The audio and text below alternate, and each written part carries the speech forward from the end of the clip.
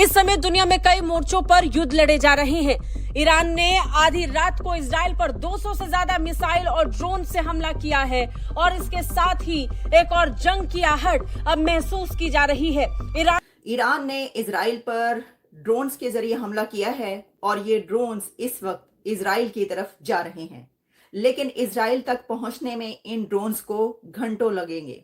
अभी घंटों के बाद आप तक खबर पहुंचेगी कि इजराइल ने इन ड्रोन्स का कैसे सामना किया है, क्या उनको इंटरसेप्ट किया गया है, लेकिन इजराइल इस वक्त पूरे तरीके से तैयार है। उसके तैयार दिल खुशी और एग्री करता हूँ कि जंग बंदी की तरफ लेके आना चाहिए। मोस्टली लोग, मैं इस टॉपिक के ऊपर 5 से 10 वीडियोस बना चुका हूँ और हर पाकिस्तानी नौजवान यही कहता नजर आ रहा है कि ये कर देंगे, वो कर देंगे, ईरान को अटैक कर देना चाहिए, कतर को अटैक कर देना चाहिए, तुर्की को अटैक कर देना चाहिए। जंग बंदी की बात क्यों नहीं हम करते? क्या आपको लगता है, एजुकेटेड है, मतलब आपको लगता है कि जंग से इस मसले का हल होगा या जंग से जाने जाएंगी दोनों साइड से? जंग से मसले का हल कोई नहीं है। पाकिस्तान मुस्लिम जो कंट्री है फलस्तीन, हाँ। उस पर पहले इतना जुल्म हो रहा है और जुल्म होगा, बढ़ेगा। ठीक है, इसराइल को सारी यूरोप कंट्री सपोर्ट कर रही हैं। ठीक है, तो जिसकी वजह से अटैक करेंगे तो किसको नुकसान होगा? मुस्लिम कंट्रीज को होंगे। ये चीज सोचनी चाहिए थी ना हमास को कि भाई जब हम अटैक करेंगे, हमारा ना कोई बैकअप है ना कुछ है, तो बाद में हम जो सा ये कह देंगे जुल्म हो गया, जुल्म हो गया। तो बस यही वजह को उन्हें सोचा नहीं और अटैक कर दिया है। अब उसकी जो गलती, मास वालों की गलती कौन? गजा पे सारी बमबारी हो रही है। ठीक है, मुस्लिम इस टाइम उनके पास उन्हें करना पड़ रहा है, उनके पास डिफेंड इतने है ही नहीं कि वो अपने को डिफेंड कर सकते हो। ठीक है, वो अटैक कर रही, बमबारी कर रहा है। आए दिन कितने डेली बेसिस पे 500-600 मुस्लिम जो मुसलमान शहीद हो रहे हैं। खबरें ये भी आ रही हैं कि हमास, क्योंकि ये कि उन्हें नजर आ रहा था कि गजा में शायद वो इलेक्शन हार जाएंगे या जहां पे उनकी गवर्नमेंट थी या हुकूमत के उनके चांस है वहां पे वो इलेक्शन नहीं जीत पाएंगे, इसलिए उन्होंने जंग स्टार्ट कर दी कि भाई चलो हमारा कोई ना कोई तो रोल रहेगा। अब देखिए, हर इंटरनेशनल मीडिया के मुताबिक हर कहूंगा कि तीसरी आलमी जंग को शुरू करने के लिए हालात बड़े मौजूद हैं। इस वक्त अमेरिका जो है वो डिमोरलाइज्ड है।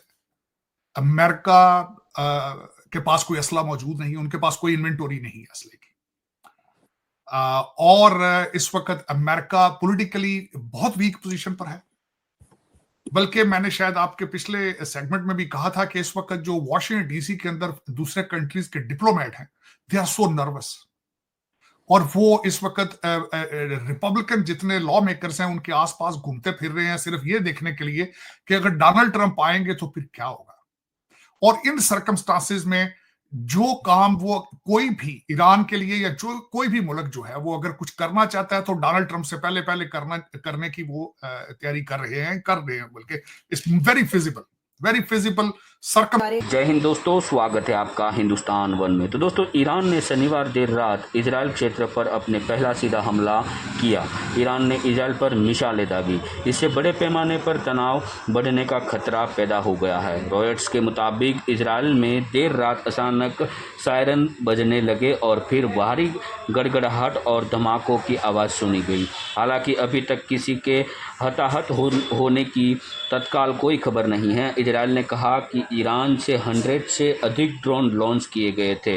ईरान द्वारा इजराइल पर मिसाइल हमले के बाद इजरायली पीएम बेंजामिन नेतन्याहू ने रक्षात्मक और आक्रामक तरीके से जवाब देते बात की है कि नेतन्याहू ने इजरायली पीएम और द्वारा एक्स पर एक वीडियो पोस्ट किया जिसमें उन्होंने कहा कि हम रक्षात्मक और आक्रामक दोनों तरह से किसी भी स्थिति के लिए तैयार है। इजराइल राज्य मजबूत है, आईडीएफ मजबूत है, जनता मजबूत है। तो चलिए दोस्तों, हम आगे वीडियो में बढ़ते हैं। पाकिस्तान मीडिया की ओर से जो रिएक्शन मिल रहे हैं, और दोस्तों चैनल पर पहली बार आए और सब्सक्राइब ना किया हो तो सब्सक्राइब कर लीजिएगा। Thank you very much. Israel के एयरक्राफ्ट इस वक्त हर जगह अपनी टेरिटरी के ऊपर उड़ते हुए नजर आ रहे हैं। फुटेजेस ऐसी आ रही हैं, लेकिन इससे भी ज्यादा खतरनाक खबर यह है कि सिर्फ ईरान ने ही इजराइल पर हमला नहीं किया, बल्कि यमन ने भी इजराइल पर हमला कर दिया है।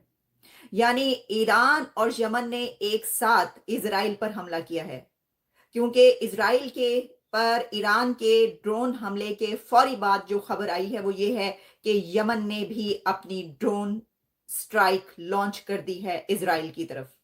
तो इस वक्त दो कंट्रीज इकट्ठे इजराइल पर हमलावर हो चुके हैं और वो हैं ईरान और यमन।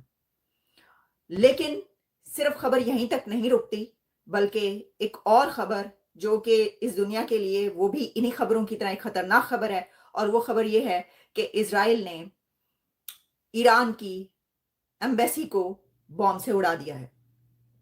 दमिश्क में ईरान की जो एम्बेसी है उसको इजराइल ने उड़ा दिया है, ये खबर आ रही है। अब ये खबरें क्योंकि अभी आ रही हैं, आना शुरू हुई हैं चंद मिनट्स पहले, तो मैं फौरी तौर पर आपके लिए ये प्रोग्राम जो है कर रही हूँ इस वक्त, ताकि आप तक ये डेवलपमेंट्स पहुंचा दूं। इसमें कितना सही है, ये तो सही है कि ये हमले हुए हैं, लेकिन कितने ड्रोन भेजे गए हैं और जो इजराइल की तरफ से ईरान एम्बेसी को उड़ाया गया है उसकी क्या तफसीलात हैं, जैसे जैसे मेरे सामने आ रही हैं मैं आप तक पहुंचाती चली जाऊंगी। लेकिन जो ड्रोन्स के बारे में कहा जा रहा है, पहले ये खबर आई थी कि 50 ड्रोन्स जो हैं वो ईरान की तरफ से इजराइल की तरफ फायर किए गए हैं, लेकिन फिर खबर आई कि 100 ड्रोन्स है। लेकिन इस वक्त AP से लेकर जितनी भी दुनिया भर की न्यूज एजेंसीज हैं और इजराइल का मीडिया और ईरान का मीडिया, दोनों ने ये कन्फेस कर लिया, यानी दोनों ये बता रहे हैं, दोनों ये रिपोर्ट कर रहे हैं कि हाँ ऐसा ही है, ये खबर सही है कि ईरान ने इजराइल पर हमला कर दिया है और कितने ड्रोन्स वहां पर फायर किए गए हैं। जैसा मैंने आपको बताया कि चंद घंटे लगेंगे उन ड्रोन्स को इजराइल पर पहुंचने में, तो उस वक्त तक आप जान सकते हैं कि इजराइल तो तैयार है, इंटरसेप्ट उसको कर लिया जाएगा। लेकिन आपको यह भी समझना पड़ेगा कि इसके बीच में और कई कंट्रीज हैं, ऐसी टेरिटरीज हैं जो इनको इंटरसेप्ट कर सकती हैं। उसमें से जॉर्डन ने यह कहा है, यह भी एक बड़ी अहम डेवलपमेंट है, जॉर्डन ने यह कहा है कि वो अपनी टेरिटरी के ऊपर से गुजरने वाले ईरान के ड्रोन्स को इंटरसेप्ट करेंगे। इजराइल की तरफ जाने वाले ईरान के ड्रोन्स को जॉर्डन, उर्दन इंटरसेप्ट करेगा, नहीं जाने देगा और उसको रोक लिया जाएगा। लेकिन कुछ ऐसे कंट्रीज बीच में हैं जो ये कह रहे हैं कि वो इंटरसेप्ट नहीं करेंगे। अब देखिए, मैं आपको इसकी जो डिटेल्स हैं वो आपके सामने रख देती हूँ। बराह रास्त ड्रोन फायर किए गए हैं और इजरायली फौज के मुताबिक ईरान ने इजराइल पर डायरेक्ट ड्रोन अटैक कर दिया है और इसमें ईरान के जो पासदारान इनकलाब, जो उनके गार्ड्स हैं, रेवोल्यूशनरी गार्ड्स, उन्होंने भी इसको कंफर्म कर दिया है रिपोर्ट कि हाँ उनकी तरफ से ये हमला किया गया है। इसमें ये जो ड्रोन्स हैं UAVs, ये ईरान से रवाना हुए और इजराइल के लिए इस वक्त अपना रास्ता बनाते हुए आगे बढ़ रहे हैं। के जो कुछ भी वो करना चाहे दुनिया में इस वक्त वो कर सकते हैं, क्योंकि अमेरिका इस वक्त बिल्कुल जो है वो घुटनों के बल है। उस पे मैं अब इस पे जो आगे इस पे जो मैंने आज पढ़ा है सारे न्यूज आउटलेट्स में, कहते हैं 200 के करीब मिसाइल जो है वो मिसाइल और उनके अंदर ड्रोन्स, वो सारे ड्रोन्स भेजने का मकसद ये था। सबसे पहले तो ये बताना चाहूंगा कि इसमें स्ट्रेटेजी भी हो सकती है। ये भी ब्लूमबर्ग में लिखा गया कि वो इजराइल की एयर डिफेंस को टेस्ट करना चाह रहे थे। This was a test done by Irani. और दूसरा कहते हैं यूक्रेन की जंग भी बिल्कुल इसी तरह के मोड में जो शुरू हुई थी, पहले इसी तरह की चीजें हुई थी। तीसरा, इस वक्त जो ईरान के पास स्ट्रेंथ क्या है इस वक्त, सीरिया के अंदर उनके लोग मौजूद हैं, वो तैयारी पर हैं। लेबनान है, वहां पे हिजबुल्लाह ने बल्कि अटैक शुरू कर दिए हैं। उनके पास 1.5 लाख रॉकेट मौजूद है, 1.5 लाख रॉकेट और मिसाइल होना, जिनके सब इजराइल उनके ऊपर है और मुसलसल वो एक दूसरे के साथ झड़पें कर रहे हैं, पहले ही कर रहे हैं, इसमें कोई शक नहीं है। सीरिया,